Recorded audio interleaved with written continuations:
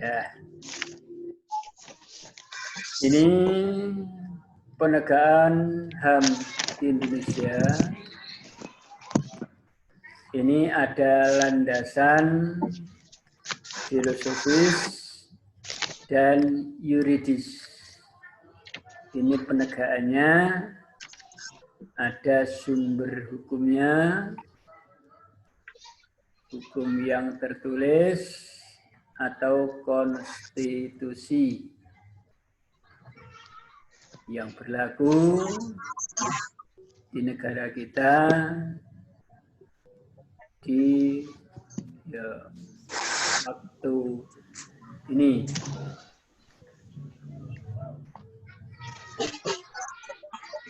Ini ada tiga, ya. Ada tiga. Yang pertama adalah Pancasila. Jelas. HAM ini keterkaitan dengan 5 sila. Sila yang pertama, intinya hak memeluk agama. Memeluk agama. Kelas 11. Pancasila itu intinya hak beragama,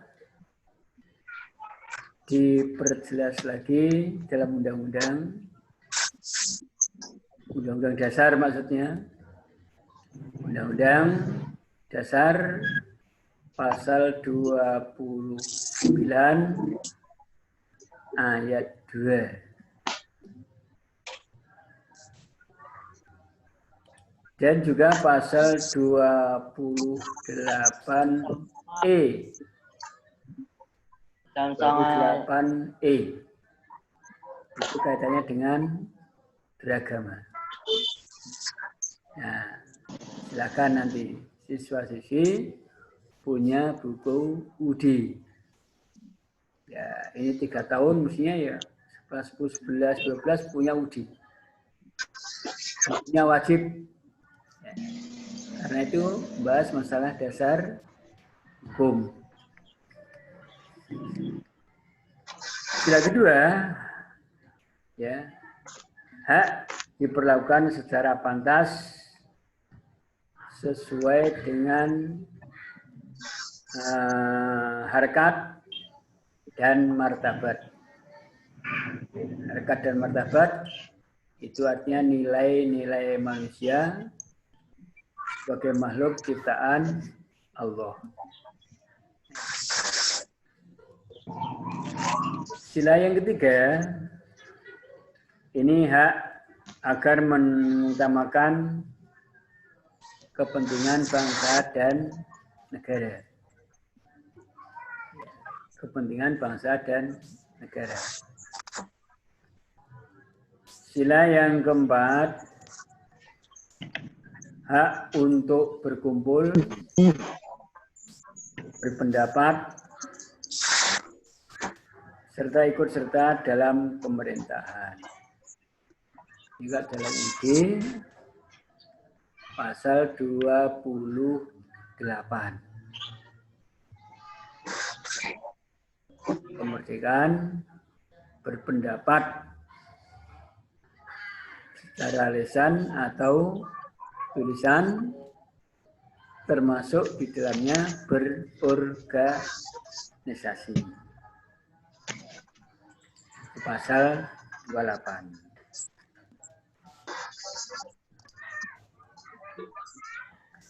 Sila kelima,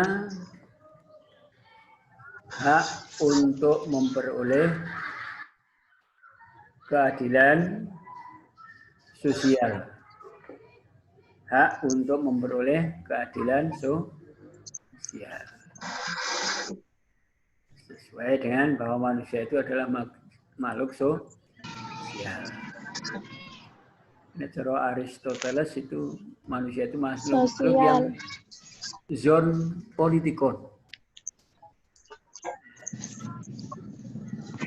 Makhluk yang bisa hidup dengan yang lain. itu makhluk sosial. Politikon. Itu kata ahli filsuf itu ya Aristoteles. Ya, itu dasar hukumnya Pancasila. Sila pertama, 2, 3, 4, dan 5. Yang kedua, ini masalah dasarnya adalah filosofi yuridis. Ini Undang-Undang Dasar 1945 yang sudah diamandemen. UD-nya yang sekarang adalah amandemen. Pak Guru ini ya ada bukunya. Yang diamandemen. Jadi amandemen. Ini susunan kabinet maju ada. Nah, lengkap isinya. Para menterinya juga ada dalam UD. Kalau siswa punya silahkan.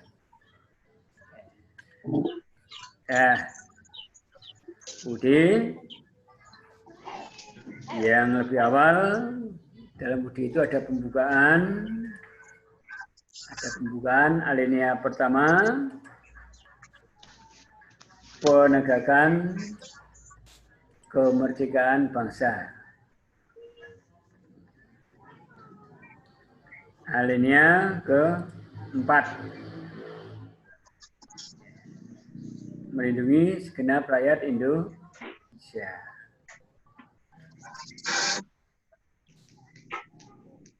Dah. Jadi alinea ya. Ini banyak ya UD yang sudah di amandemen. Ya. Terus yang ketiga, yang pertama di Pancasila, yang kedua UD 45, yang ketiga itu adalah undang-undang. Di mana undang-undang itu ya yang sudah dibuat lembaga legislatif DPR dan lembaga eksekutif yaitu presiden. Jadi di negara kita tentunya sudah ya, ada undang-undang, kegiatan apapun bentuknya itu sudah ada dasar hukumnya, ya, yaitu dasarnya adalah tentang undang-undang.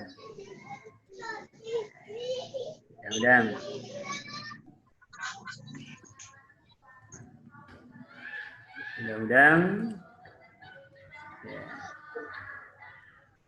Kalau ada undang itu mesti ada nomor berapa, tahun berapa, tentang apa. Contohnya undang-undang tentang HAM.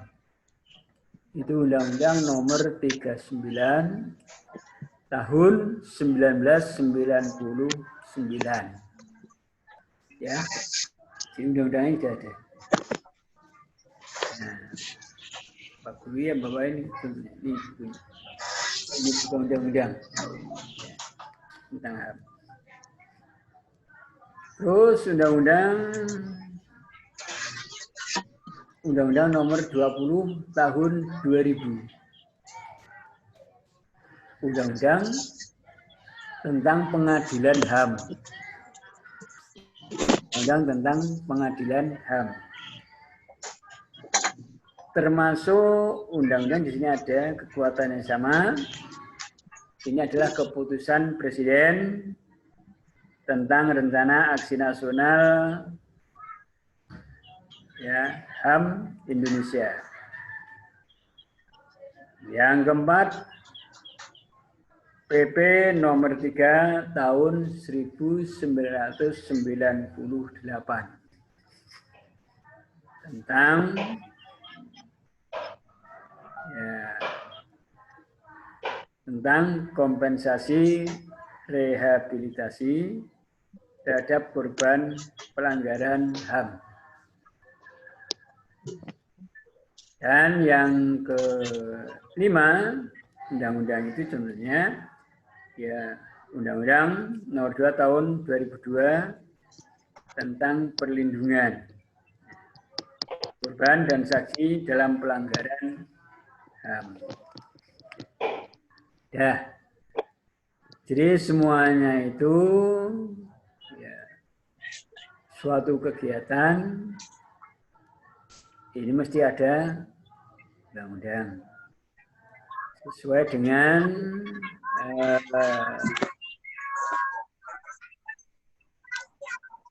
dengan kegiatan apa atau perbuatan apa, ini sudah undang-undang. Siswa-siswi yang belajar ini sudah ada undang-undang tentang pendidikan. Tentang pendidikan ada.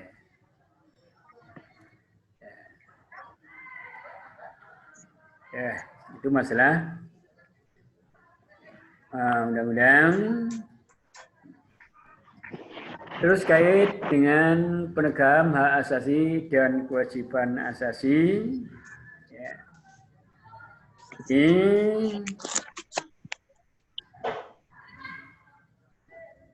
bahwa penegakan HAM antara lain ini penegakan HAM di negara kita ini yang pertama ini untuk menjamin dan melindungi HAM. Untuk menjamin dan melindungi hak asasi manusia. Yang kedua, ini untuk membentuk kesadaran akan pentingnya menghormati hak orang lain.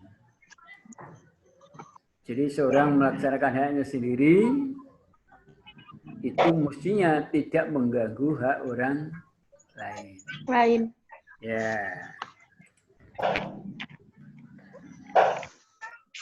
Yang ketiga, ini untuk menciptakan keharmonisan dan selaras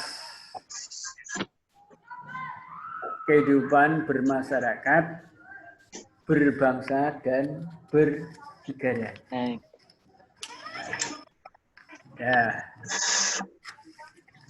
Ya itu.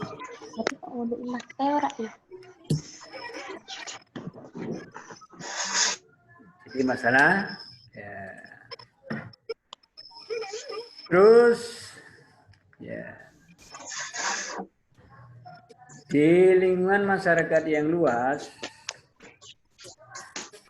sikap positif terhadap penegakan HAM,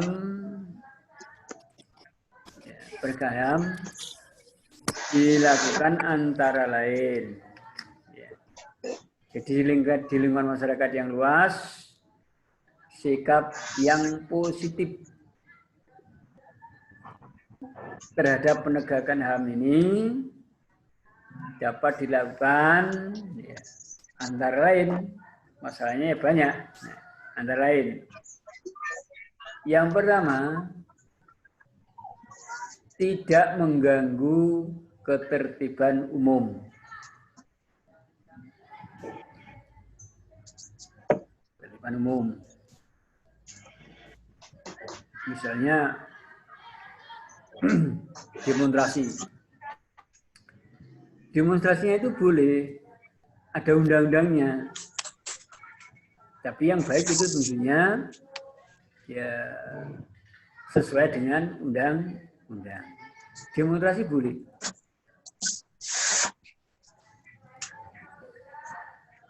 Yang kedua, saling menjaga dan melindungi harkat dan martabat manusia. Harkat, martabat. Jadi itu artinya nilai manusia sebagai makhluk ciptaan Allah. Harkat, keterkaitan dengan nilai-nilai manusia. itu makhluk ciptaan Allah yang bagus. Terus yang ketiga, berkomunitas dengan baik dan sopan. Berkomunitas. Jadi manusia itu tentunya ya makhluk sosial.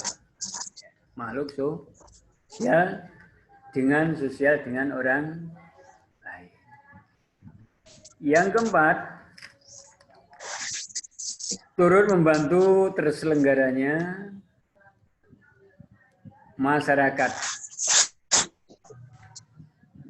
Turut membantu terselenggaranya masyarakat yang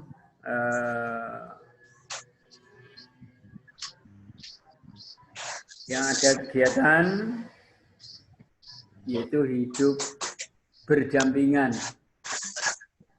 dengan masyarakat atau tetangga. Gitu ya. Terus yang selanjutnya ini ada dukungan ya, ditunjukkan dalam pelaksanaan HAM. Ini ada 5 itu ya. Menghormati, menghargai lembaga perlindungan HAM. Mendengar dan melaksanakan materi penyuluhan hukum. Nah, itu untuk menciptakan ya kadarkum. Apa itu kadarkum? Keluarga sadar hukum. Kadarkum. Kadarkum keluarga yang sadar hukum. Ini diantaranya ada penyuluhan hukum. Ya. Aktif mensosialisasikan hukum dan HAM. Yang ketiga.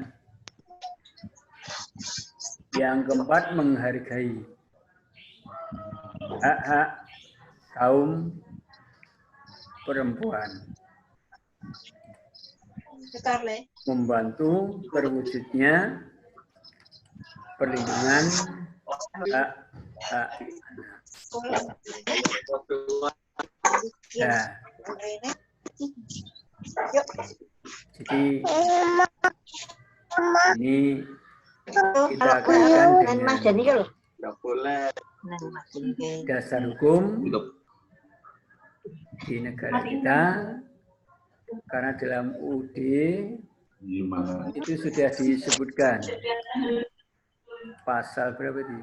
Pasal 1 ayat 3.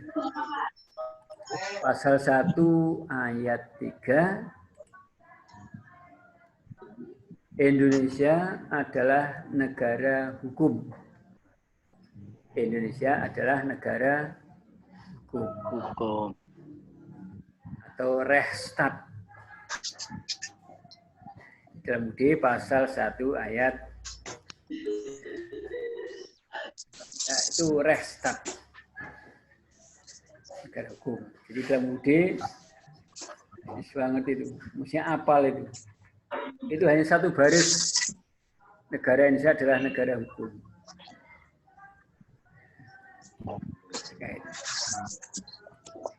Terus itu dijelaskan juga pasal 27 ayat 1. Pasal 27 ayat 1. Segala warga negara bersamaan kedudukannya dalam hukum dan pemerintahan dengan tidak ada kecualinya. Nah, itu ya pasal 27 ayat 1. Itu pelaksanaan masalah hukum. Ya. Siswi kalau punya UUD nanti dicermati. Banyak pasal 1 sampai 37. Ayatnya banyak. Ya, siswa-siswi itu apal letaknya pasal berapa, masalah apa. Kalau nggak apal ya nggak apa-apa. Yang penting tahu. Ya. Ya, materi berikutnya. Ini hak asasi manusia dalam perspektif Pancasila dan UUD 45. Ya. Nah, ini kaitannya. Ini pikiran tentang HAM dalam pembukaan UUD itu dalam alinea 3 ya. Ini hak untuk merdeka. Jadi dalam pembukaan UUD alinea ketiga ini bahwa atas berkat rahmat Allah yang Maha Kuasa dengan didorongkan oleh keinginan luhur yang luar biasa, maka Indonesia menyatakan kemerdekaannya. Itu alinea ketiga. Jadi itu perlu disyukuri. Merdeka. Jadi kemerdekaan itu bukan pemberian bangsa lain, tapi kemerdekaan itu adalah rahmat Allah. Makanya tugas kita sebagai warga negara setelah merdeka, ini bulan depan insya Allah ini ya Putri Indonesia. Makanya tugas warga negara setelah merdeka itu satu, mensyukuri kemerdekaan. Tugas kita mensyukuri kemerdekaan. Itu ada 3 tugasnya. Mensyukuri kemerdekaan. Yang kedua, tugasnya warga negara itu mempertahankan kemerdekaan. Tugas kita mempertahankan kemerdekaan. Dipertahankan.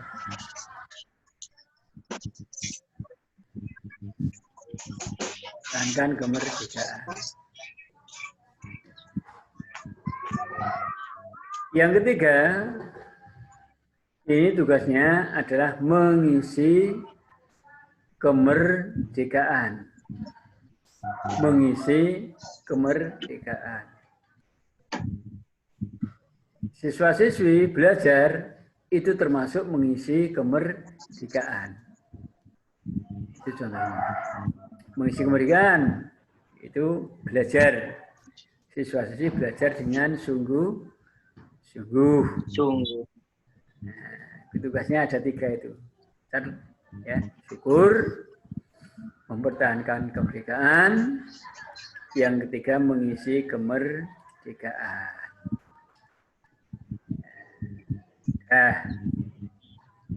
Jadi dalam UUD.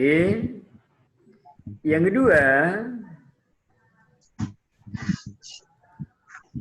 kedua,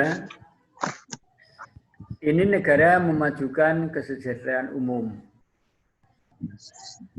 Menjelaskan, memajukan kesejahteraan umum, mencerdaskan kehidupan bangsa. Ya. Di dalam UUD nanti dilihat itu. Dalam UUD itu alinea keempat itu ada tujuan nasional. Nah, melindungi segenap bangsa Indonesia dan seluruh tumpah darah Indonesia tujuannya. Yang kedua, memajukan kesejahteraan umum. Nah.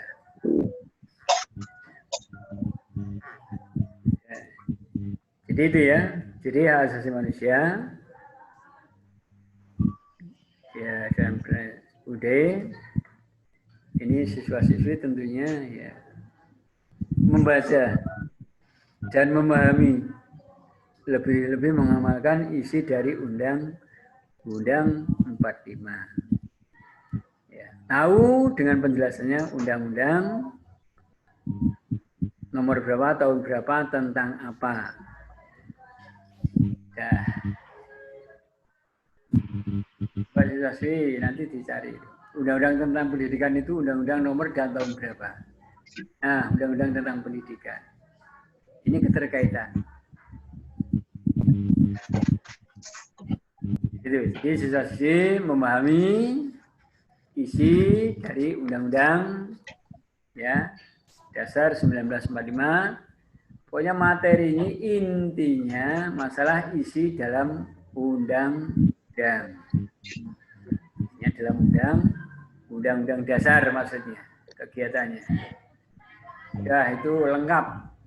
Jadi undang-undang secara global. Kemudian penjelasannya di dalam undang-undang. Ya, itu materi yang dapat saya sampaikan. Tentunya siswa-siswi yang mendapatkan tambahan ilmu. Ya, tentunya yang dicarinya itu adalah ilmu yang bermanfaat. Baik ilmu pengetahuan agama atau ilmu pengetahuan.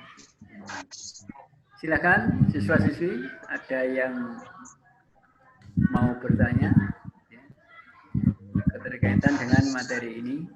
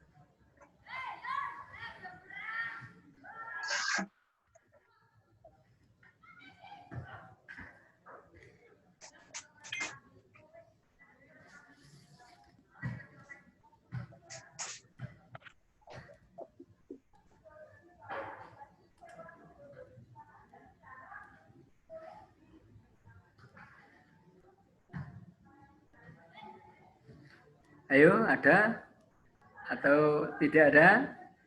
Kalau nggak ada berarti paham semua. Ya, paham semua. Alhamdulillah.